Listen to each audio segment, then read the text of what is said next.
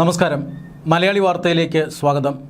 പാർലമെന്റിൽ പ്രതിപക്ഷം അമിത്ഷായ്ക്ക് വേണ്ടിയും ആഭ്യന്തരമന്ത്രി അമിത്ഷാ എവിടെ, പ്രധാനമന്ത്രി നരേന്ദ്രമോദി എവിടെ എന്ന ചോദ്യങ്ങൾ നിരന്തരം ഉന്നയിച്ചുകൊണ്ടിരിക്കുകയാണ്.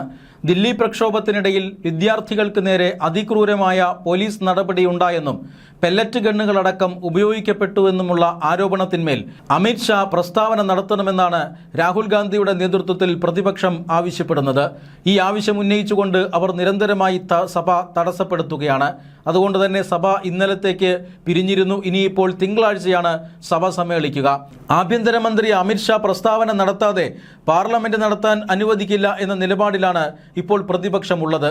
അതുകൊണ്ട് തന്നെ തിങ്കളാഴ്ചയും സഭ ശബ്ദായമാനമാകാനാണ് സാധ്യത. പക്ഷേ അടുത്തയാഴ്ച നേരത്തെ മാറ്റിവെക്കപ്പെട്ട ഒരു ബില്ല് പാർലമെന്റിൽ വരുന്നു എന്നുള്ളതാണ് ഏറ്റവും പ്രധാനപ്പെട്ട കാര്യം.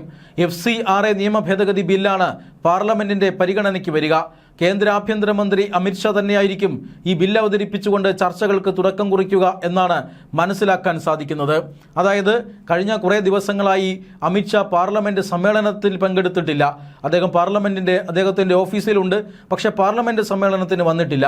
പാർലമെന്റ് സമ്മേളനത്തിന് വരാത്തത് ഈ ദില്ലി പ്രക്ഷോഭത്തിന്മേൽ ഉള്ള ആരോപണങ്ങൾക്ക് മറുപടി പറയേണ്ടി വരും എന്ന ഭയത്താലാണ് എന്നാണ് രാഹുൽ ഗാന്ധി പറഞ്ഞത്.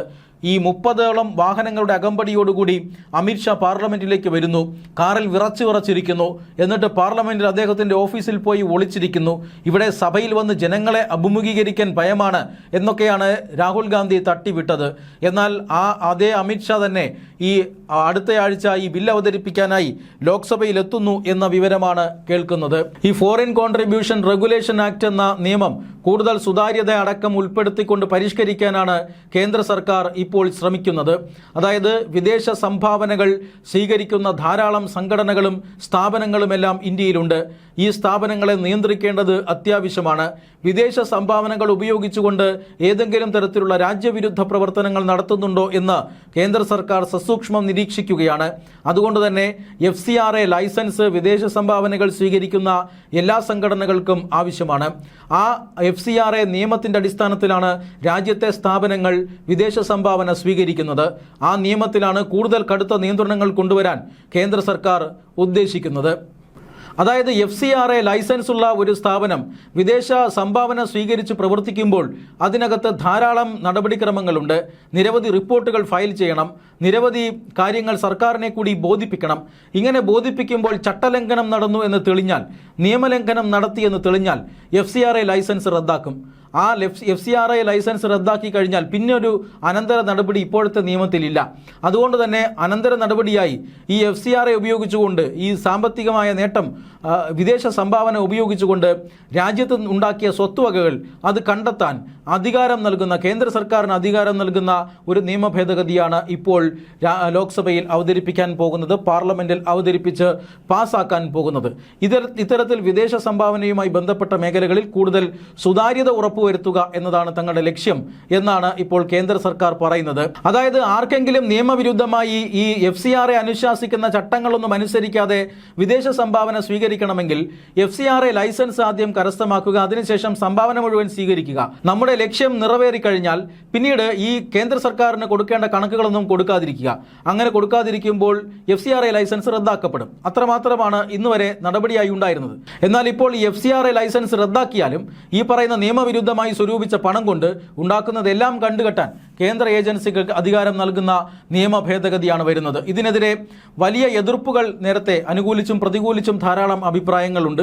FCRA നിയമ ഭേദഗതിയെ എതിർക്കുന്നവരുമുണ്ട്. അതായത് ഈ FCRA നിയമ ഭേദഗതി സത്യത്തിൽ കേരളത്തിലെ നിയമസഭാ തെരഞ്ഞെടുപ്പിന് മുമ്പ് പാർലമെന്റിൽ കൊണ്ടുവരാനിരുന്നതാണ്. എന്നാൽ നിയമസഭാ തെരഞ്ഞെടുപ്പ് നടക്കുന്നതിനാൽ BJP ഉൾപ്പെടെയുള്ള രാഷ്ട്രീയ പാർട്ടികൾ ഈ ബില്ല് മാറ്റിവെക്കണമെന്ന് ആവശ്യപ്പെട്ടു. അതിൻ്റെ അടിസ്ഥാനത്തിലാണ് ഈ ബില്ലുകൾ മാറ്റിവെച്ചത്. ഇപ്പോൾ ഇതാ FCRA ലൈസൻസ് അല്ലെങ്കിൽ FCRA നിയമ ഭേദഗതി ബില്ല് വീണ്ടും ഒരിക്കൽ കൂടി വരികയാണ്. ഇതിനെതിരെ ഉയരുന്ന പ്രധാന വിമർശനം എന്നത് മതന്യൂനപക്ഷങ്ങളെ തങ്ങളുടെ വരുതിക്ക് നിർത്താനുള്ള ശ്രമമെന്നാണ്. മതന്യൂനപക്ഷങ്ങൾ ഫോറിൻ കോൺട്രിബ്യൂഷൻ ഉപയോഗിച്ചുകൊണ്ട്, അതായത് വിദേശ സംഭാവന സ്വീകരിച്ചുകൊണ്ട് ഒട്ടനവധി പ്രവർത്തനങ്ങൾ നടത്തിയിട്ടുണ്ട്. അവരെല്ലാം ഒട്ടനവധി പ്രോജക്റ്റുകൾ നടത്തിയിട്ടുണ്ട്. ഇവർക്ക് മേൽ കൂടുതൽ നിയന്ത്രണങ്ങൾ കൊണ്ടുവന്നുകൊണ്ട് മതന്യൂനപക്ഷങ്ങളെ വരുതിക്ക് നിർത്താനാണ് കേന്ദ്ര സർക്കാർ ശ്രമിക്കുന്നത് എന്നാണ് ക്രിസ്ത്യൻ സഭകൾ പലതും കേരളത്തിൽ വലിയ വിമർശനങ്ങൾ ഉയർത്തിയത്. ക്രിസ്ത്യൻ വിഭാഗത്തിൽ നിന്നുള്ള എതിർപ്പിനെ തുടർന്ന് കേരള BJPയുടെ ആവശ്യപ്രകാരം ആ ബില്ല് കുറച്ച് സമയത്തേക്ക് അല്ലെങ്കിൽ ആ ബില്ല് പാർലമെന്റിൽ അവതരിപ്പിക്കുന്നത് മാറ്റിവെച്ചിരുന്നു. അതേ ബില്ലാണ് ഇപ്പോൾ പാർലമെന്റിലേക്ക് വരുന്നത്. എന്തായാലും വിദേശ സംഭാവന രംഗത്ത് വിദേശ സംഭാവന സ്വീകരിച്ചുകൊണ്ടുള്ള പ്രവർത്തനങ്ങളിൽ സുതാര്യത ഉറപ്പുവരുത്താനാണ് നിയമ ഭേദഗതിയെന്നും ആർക്കും എതിരെയല്ല ഈ നിയമ ഭേദഗതിയെന്നും കേന്ദ്ര സർക്കാർ